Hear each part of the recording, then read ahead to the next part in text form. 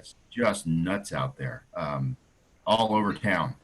It's just a case of truly amazing stuff, and it's like, man, if you can get a listing in the 180 to 200, it's gold. Yeah. Yeah, that's about the price range that a young couple that I'm working with, they're because VA added some reserve qualification, they have to have reserves now. They're saving up a little bit, but they're going to be actively looking shortly. And yeah, they're in that price range, and it's just crazy because if I find something today, it's going to be gone in a couple of days. So I said, well, just call me when you're ready and we'll move quickly. Yeah, it's if anybody has buyers out, it's like they even have an inkling of liking something. It's like, well, if you really think this is it, we need to move now. Yeah, It was nuts. I mean, especially it's stuff in crazy. good condition. The one Mm-hmm. house out here on the east side off of Seneca. Um, it was let me try to remember the square footage on it. It wasn't very big, but it was a 3-2, nice little home, nice subdivision, right across from the pool and the common area and all that stuff. Went on the market, and the first day it had 16 showings and 5 offers. Oh my gosh. Oh, well, that's an incentive for us to share with our buyers. Like, we can't just be putting everything So Yeah, off. that and we've brings up said, a question. What if your buyer was to put in a backup offer? Can they not, what if they find something else that they like? Are they committed to wait for the backup offer to play out? no, they can rescind the offer at any time. They can.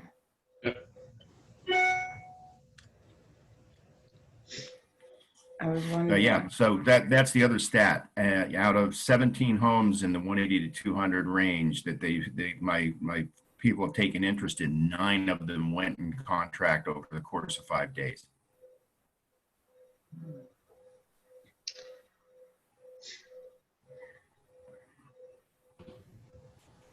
Looks like we're going to have a bright future, looking at the economy bouncing back and people wanting to move to sunny Tucson. It's exciting. Good morning, Dan. More traffic. Oh, I was just letting it run. I love it when Larry's got some really great insight on the market in the moment. So sharing what you guys are seeing out there is only going to help each other, helping with your deal. So yeah, I even got a listing that's sub 200 that's been on the market so long, people think there's something wrong with it. The house is perfect. And yeah, it's just my seller sat so long and not wanting to show it that he put himself into that stigma zone. And he's like, what do we do? I was like, honestly, you need to take it off the market for a month and relist it, resets. He's like, no, we don't want to do that. We'll just leave it on the market. I was like, okay. Where's it at? Sahuarita. Okay. Oh, Sahuarita. Okay. Yeah. And he's wanting what, 200 for it? 192. Oh, okay. That's $7,000 less than the house down the street that sold the exact same footprint. Uh-huh. Yeah, but we'll see. Yeah, we had a deal fall through on it this last weekend. Well, my young couple that's looking for a home, they might qualify for that, and they would like to be in that area. As soon as they're ready, if it's still on the market, I will let you know. I appreciate that. We got to go around the room. Good morning, Greg. Good morning, Robin. Good morning, Larry. Good morning, Mara. Hey, Ricky. Angela, good morning. Hope. Melissa, good morning. Miss Cassidy, how are you? Kendra, good to see your face. Mary Benson, I hope you're doing well. It's Thursday, guys. I can't believe it's Thursday. Feels like Tuesday to me. Then again, my week has flown by, so. It sure has, yeah. Who else is out there working with some buyers and sellers and has some interesting insight that you want to share with the groupage? I have a question. I have so I have a buyer and I just sent the Binzer over to the seller. And in the very beginning, the seller, verbally was like, he knew something needed to be done with the roof. So he was constantly saying, I'll work with you guys when it comes to the roof. I'll work with you guys. And I'm like, okay. and he had just had a deal fall through, and we don't know why. He didn't say why. He kind of just was like, yeah, they just stopped working with me. Well, so I got all my bids. Actually, I got 2 roof bids instead because I wanted to make sure I had 2 roofers that felt, had the same opinion, I hoped, and they did. And the roof needs to be replaced. So the bid is like $9,100. And my buyer is already thinking that he's going to back out. He's not going to pay for the roof. And on the Binzer, that's like the only thing she's asking for. I mean, the house does need work. It has cosmetically, there's tons of stuff that needs to be done. Electrical, door, there's all kinds of stuff. But she's happy to do all that stuff. Her and her boyfriend can make all that happen. But the roof is over 30 years old. And even the AC is like 2006. And she's like, no problem, no big deal. So he texted me last night kind of late, and he was like, can we talk? And so I'm just kind of wondering how I should handle the conversation, because she already told me, she goes, you know what? I'm not going to cry over this. If he doesn't do it, then we'll just move on and we'll find another house. And okay, if that's what my buyer wants to do, that's good. But how can I talk to the seller to make him understand that it's really important that he just bites the bullet? Is the seller unrepresented? Unrepresented? The seller is an agent. Okay. For Kieran. Even better. How can So- you help me? Hi, it's black and white. So- If you'd like to make this Yeah. deal, replace the roof. Otherwise, we're gone. Yeah. Goodbye. It is. How's the rest of the I know deal? it's black and white, but I just want to make sure that if there was anything else I needed to say to him. It's kind of crazy because he's really he's been like probably the best seller I think I thought I did. For my first seller, I mean, he's been so overly accommodating as far as what he would fix and what he would do. And he's always like, whatever your buyer needs. Well, this is all she needs. And when I sent the Binzer, I was really clear as she was very grateful for all the things that he offered to like either fix or leave behind or whatever. Though if you look at the home inspection, I go, there are many things that need a lot of work. I go, but she's okay with all those things.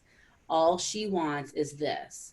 And then I even gave him, I said, you don't have to pay for it now. We can push it to escrow. The vendor will totally be okay being billed at escrow. So I guess I'll see today after our call. I'll have to call him and see what it is he needs to talk about. I don't know why we need to talk, but. Yeah, Angela, let me stop you on that thought process. What's the rest of the deal look like? It's done. No, where are you priced to market? Are there concessions in play? Yes, there's closing costs. She's got down payment assistance. So on the closing cost line, how much are you asking for versus how much do you need? I think about $4,500. Well, I put $5,000 in the contract. Okay.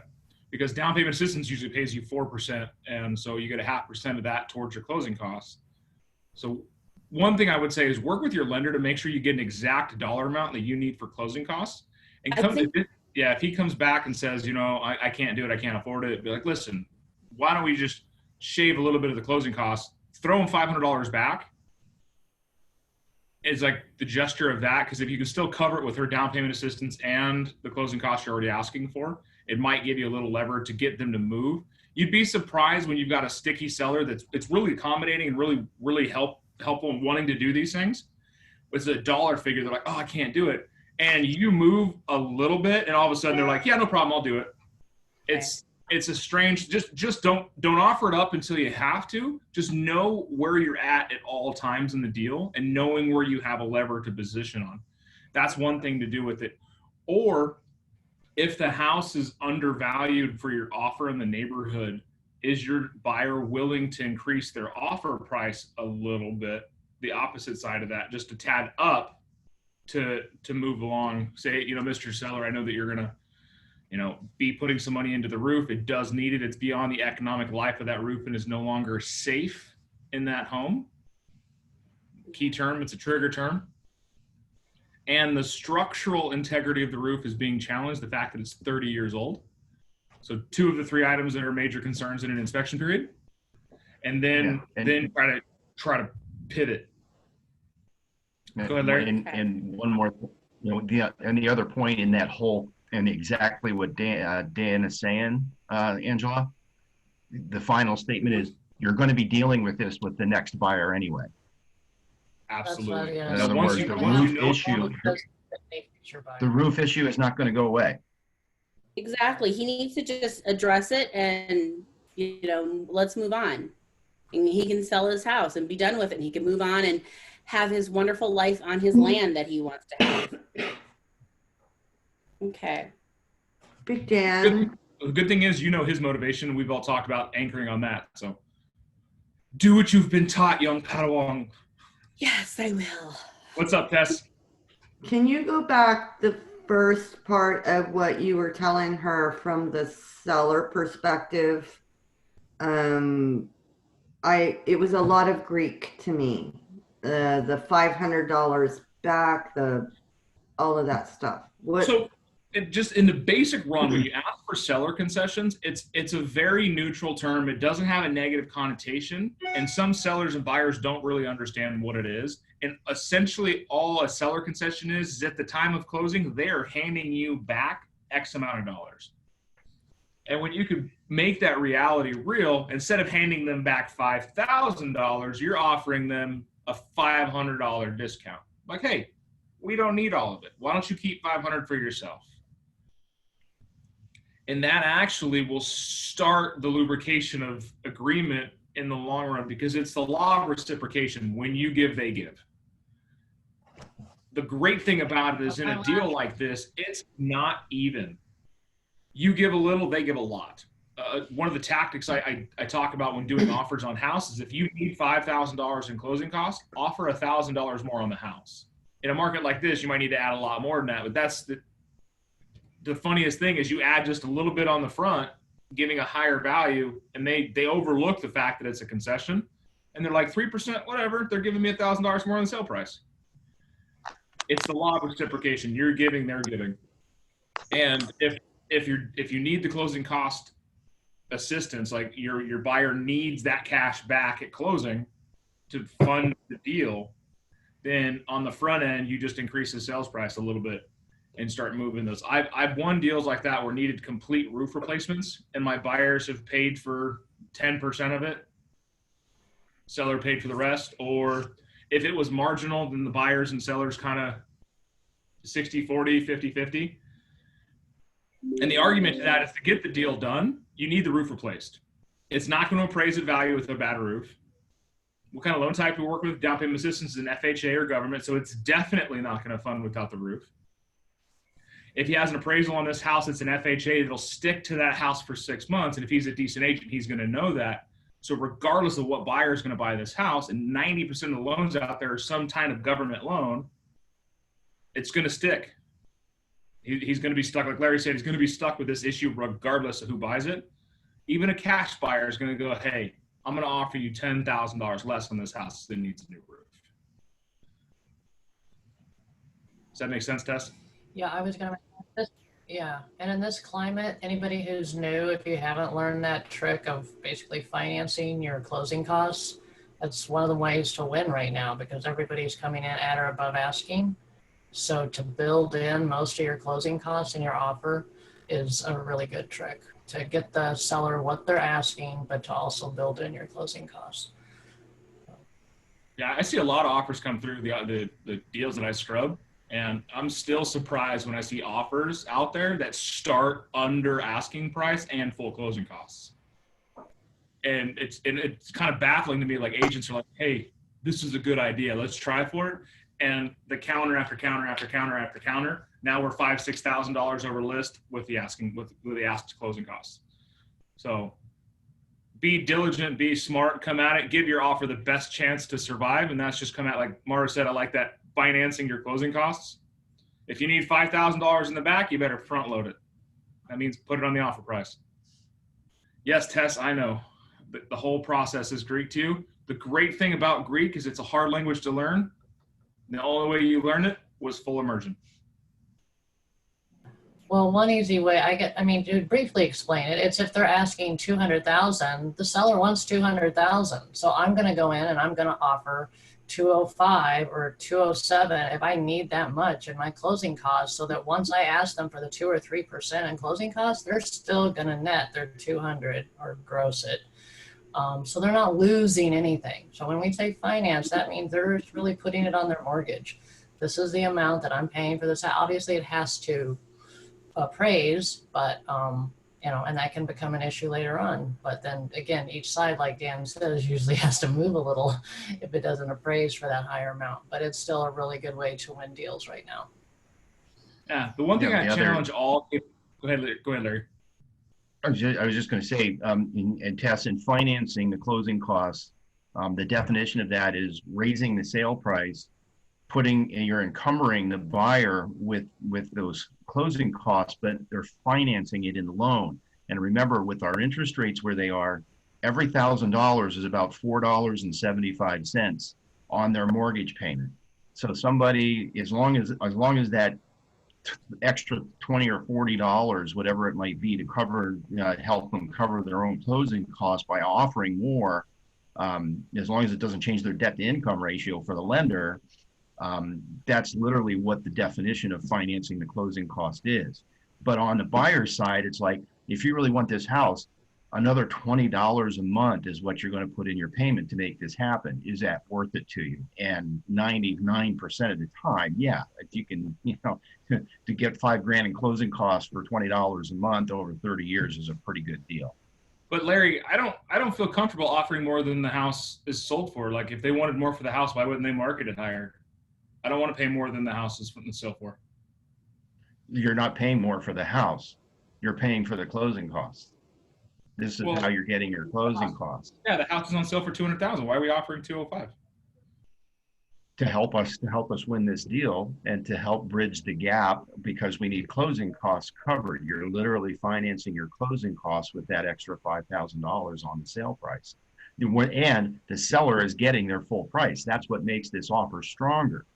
In fact, I just did that in a deal in order to get, the list was 160. My buyer got it. Let's go in at 164 and finance the closing costs.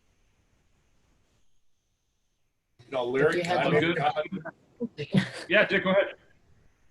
I like to have a come to, I was going to say Jesus, but a come to moment with my buyers and say, okay, is this the house you really want?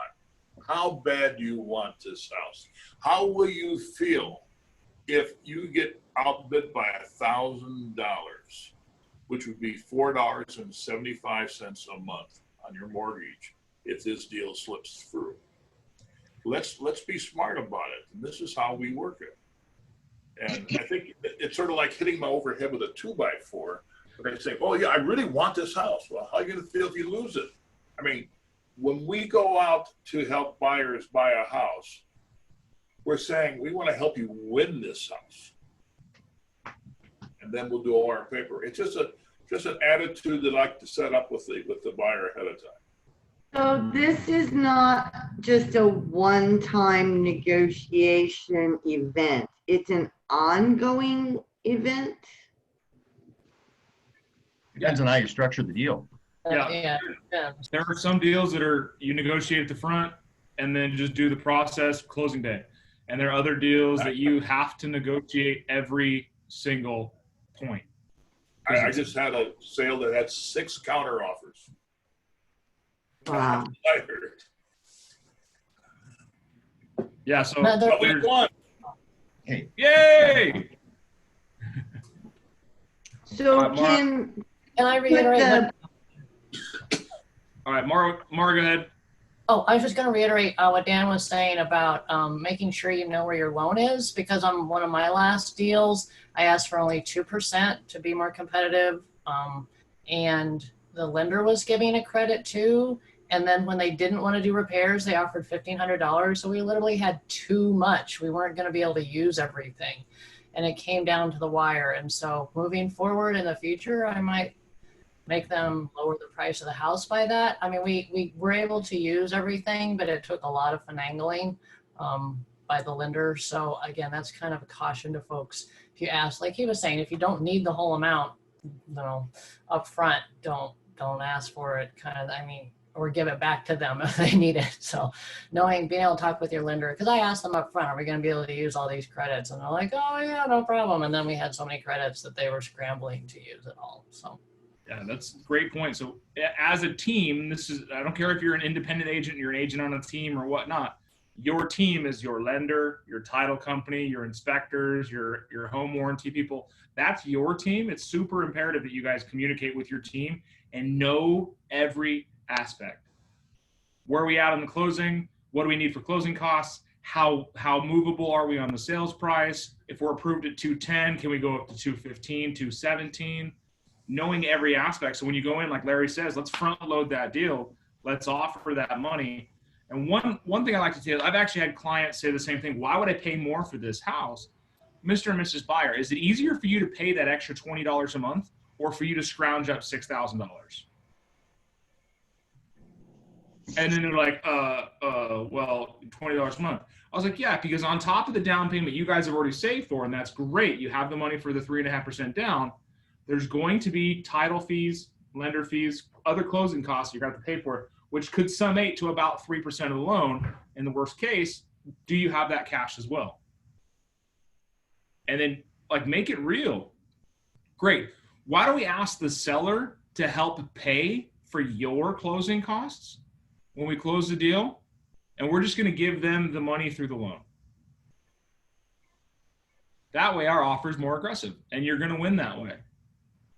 You know what, Dan, what I think too is our offer isn't really, for my buyer, this offer isn't really that aggressive. I mean, she's getting the asking price with closing costs, I mean, if she really wants the house, I would hope that she would consider going up a little bit in price, because I mean, the next person could come in and say, well, if they want, now that I'm talking to you guys, it's like, oh, well, if they're taking all these credits, he's really not even getting asking price. Plus we're asking.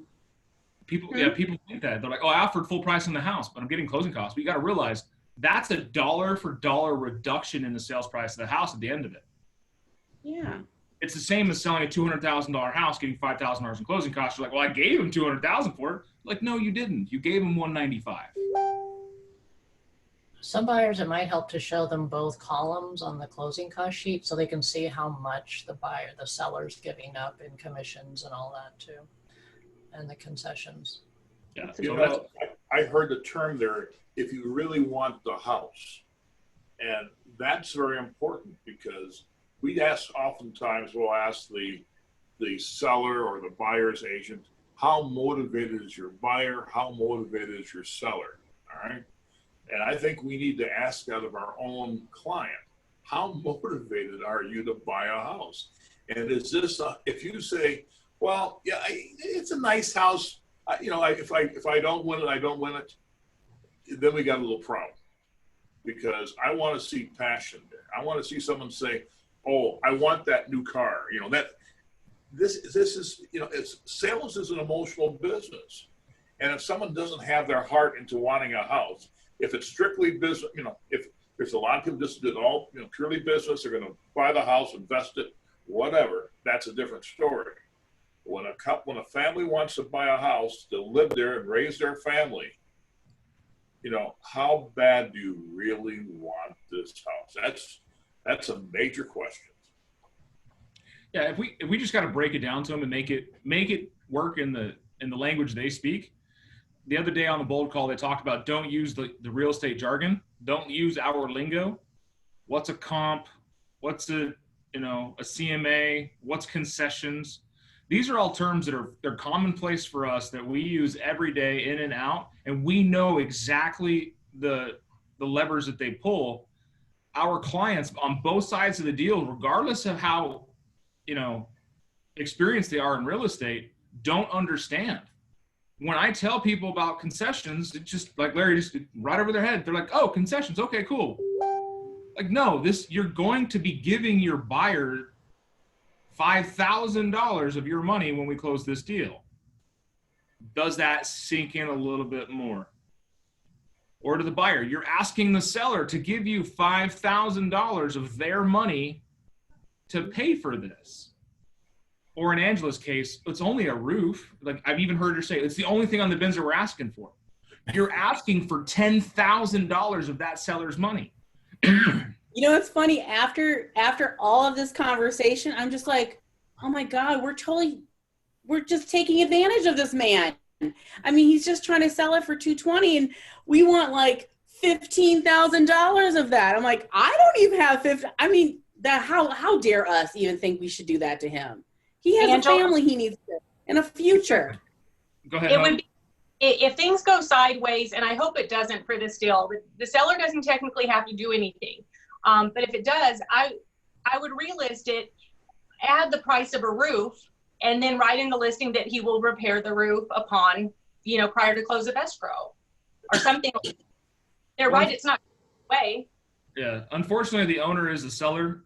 The owner is an agent. So automatically he already knows better than you do. So that's one of the things you got to fight with. He knows he's being accommodating and fixing some small shit because he knows he's got that big thing upstairs that needs to get fixed. Yes.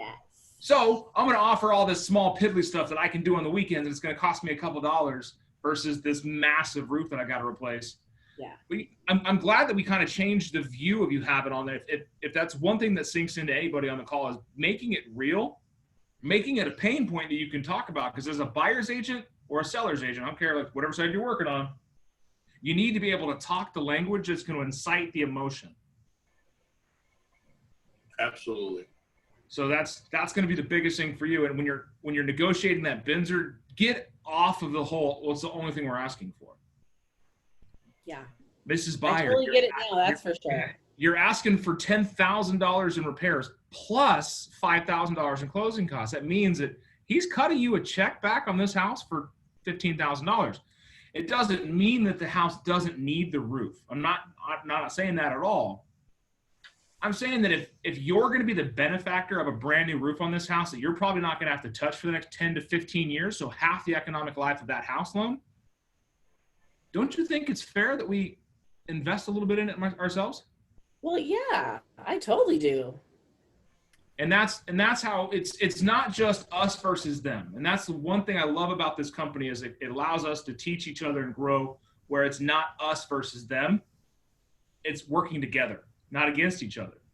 Yeah. And there's so many agents out in the marketplace that we're dealing with every day that it's well, no, we're gonna hold our ground. We're gonna dig in our heels and we're gonna fight back. You're gonna lose the deal.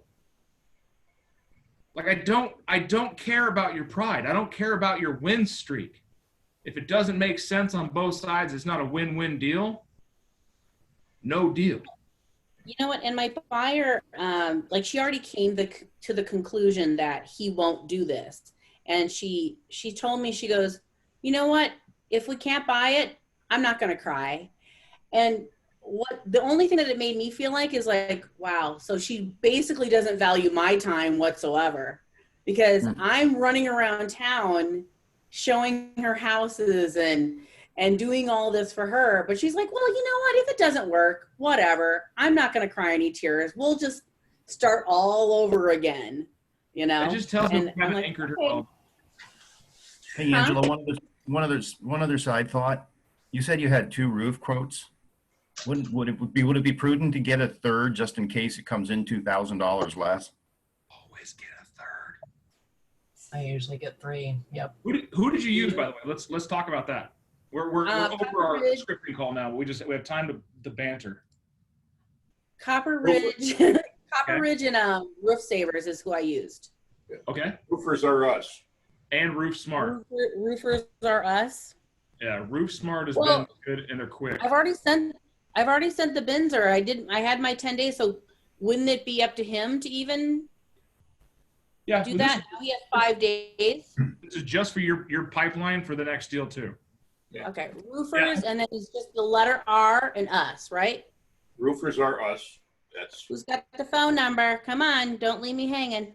I asked for Ricardo.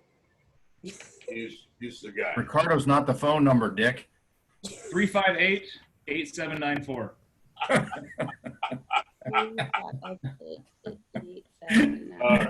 right. I'll look it up. Oh, I got it. Dan I beat ya. I was interested when you just said about that the buyer was like, oh, okay, if it doesn't work, it doesn't work, whatever. Doesn't that just go right back to what Dick and Larry were talking about, motivation? I mean, she doesn't sound like that's a motivated. No, she has a place to live, so she doesn't have to. Her lease isn't up until October, but if she, out of nowhere, she just messaged me and said, hey, maybe should I get pre-qualified? And I was like, if you're ready to buy, yeah, you should get pre-qualified. Next thing you know, 2 days later, I am at her house signing the agreement. We went out and looked. We found the house. I sent an offer in the next day. So she went from, I don't have to move to, I want to move now. And now she's wishy-washy. But I want to move is a whole lot different than I love that house. How about this? Let me change the script in your brain. When she says, if it doesn't work out, it doesn't work out, that's her convincing herself that she doesn't like the house that much. Exactly. It's a defense mechanism.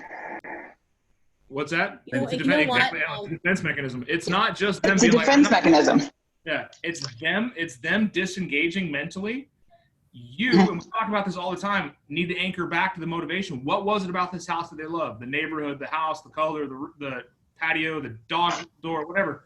It's the anchoring on the house. And say, listen, Angela, we are 90% there on this house. We just need to get past this hurdle. We know there's a bunch of stuff in the house that you and your boyfriend can fix, and it's going to give you the joy of knowing you've done it on your own and made the house your own. Right now, we're just needing the seller to negotiate with us a little bit more on this roof. We're right there. I'm working the seller side of things, and let me potentially ask you this. If we need to, are you willing to invest a little bit in this roof? You know what? I think I know what has happened is we went for the home inspection and her boyfriend was there. He's not on the contract or anything. Because he just isn't. But they broke up. And her whole logic behind getting this house was to have a yard that he could build a shop. Well, I guess he's still going to live there as a tenant, but I think her dynamics have changed. And I don't understand that. But her reason, her motivation to buy this house has changed now because I really feel like it was more all about him and what he needed. And plus he was going to be able to fix all these things. Well, guess what? If he's not in the picture, now she can go buy herself a brand new house, which is what I think she likes more than anything. Because that's what we've talked about. So I think she's like, if this doesn't work, so what? We'll go find the house that I want and forget him. That sounds like a conversation you might want to open up with her. Right. Yeah. Now, like get off this call and call her and go have coffee. Yeah. That way you can stop wasting your time. Yeah. Dump the loser. Yeah, I already was. When I get off this call, I'm calling her. But if she were open, from what you said, she would try to say, hey, would you be willing to offer $2,000 more on the sales price? Meet this guy, throw him a bone. Because we're asking him to pay $15,000, would you be willing to do a couple thousand? Is that kind of how you would frame it? Absolutely. And I've even got him to, the line I like to use is, you're the benefactor of the new roof. The seller gets to offload the house and gets a little bit of money for it, and you get a brand new roof. What's easier for you, the $10 a month that's going to change on the opening price, or in 5, 6, 10 years from now, coming up with $20,000 to change the roof? Mm-hmm. Whatever the price is now, I double it with the future expectation. Just because it's how I do things. Can I share another kind of weird scenario from my last sale? Yes, ma'am. You know how people sometimes write a little letter when they send in an offer?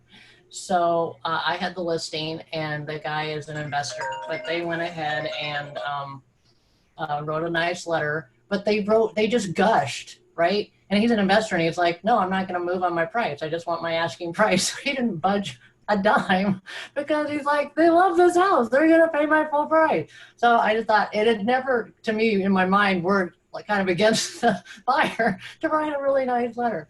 So anyway, I would share that. Yeah, I've had investors go, "That's a great letter. You're an awesome cheerleader for your client." He was like, is this a new thing? I'm like, well, in this competitive environment, people are doing this. So anyway, "Yeah, Yeah, so investors are different creatures. interesting. it's all dollars and cents." I have one more thing. I had something similar like this with a client, and I reminded him what was on the market for that current price. So it may compel them to see, okay, well, you don't like this one, because we all know it's what, 1.4 months on the mark, or 1.4 months supply. So just Right. remind them there if they don't like that one. I don't know what her budget is, but And then always remember, like Angela was talking about earlier, always, everyone on the call, always remember, you can sell new houses. Yeah. There's a shit ton of new builds out there, and you are doing a disservice to your client. You tell them, I am doing you a disservice if I didn't offer up a new build as well. And they're like, oh, really? I'm gonna just, And by the way, I think I mentioned this before. Angela, you said you're at 220 on this deal. Yeah, Either. I think she's can go as high as 225. Oh, What part of town are you in? I'm near I-10 in Wilmot. That's where Okay, I'm at. so- I'm in a new out build. there. Okay, so I'm in a that's new build. this isn't that far of a stretch. That the Camino Modern at Camino Seco and Old Spanish Trail, they've got brand new builds for 220. Oh wait, you said Camino Seco. I know where the KB Homes. Yeah, no, it's Pepperviner. Oh, I know what you're talking about. I do. Yeah, They're that's really it. funky looking. They're all contemporary and funky looking. Oh my God, the interiors are amazing. But is that So base price, Larry, I was or is looking at that? it. It's they're doing new builds they're single story new builds at I think under 220 is the new advertising. They've got like 3 or 4 plots they can do that on. It's the starting Who's the price, con- Mary, but you could keep it at the 230 mark, 220, 230 very easily. And the lot premium over there is like $6,000 or $7,000. It's not much. Oh, that's good. But they I'd like to also they I'd like to make up share for a one lot of last that with point, all the Brian. incentives. Yeah. And they're probably paying less than that. And a lot of them are still giving closing incentives and a higher commission to you. yeah, I gotta share one last. All Yeah, right. one more thing, Dick, and then we're going to cut it. Okay, I've been using as one of my map coaches, the dog whisperer. I watch him on TV and how he maintains that control with the dog, and he sets the parameters. With buyers, you gotta be a dog whisperer or be a buyer whisperer, but you gotta be in charge. You don't want to go out and do 8 or 10 showings with a client, a buyer. You want to keep it at a reasonable amount. And you don't want to brag about how you showed this buyer 64 houses. Because that's a total waste of your time. Don't be abused. Have a covenant, a compact with your buyer. This is what I'll do, and this is what I need you to do. We are a team, and stick to it. Yep. I agree. Set the expectations.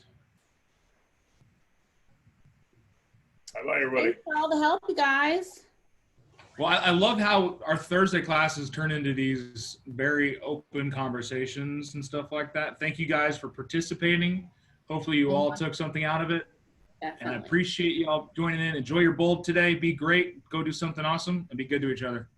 Good luck, Angela. Bye, Dan. Look, Look, Angela.